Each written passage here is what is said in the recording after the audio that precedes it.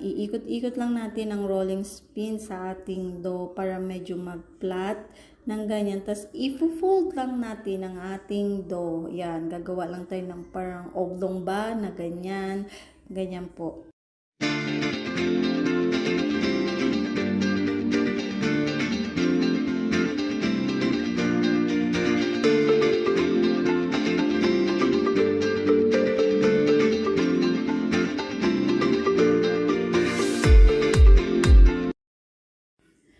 So, meron din po tayong loop tray. So, dito natin ilalagay ang ating dough sa ating loop tray, mga kalalab. So, ayan, ganyan po natin siya ilalagay.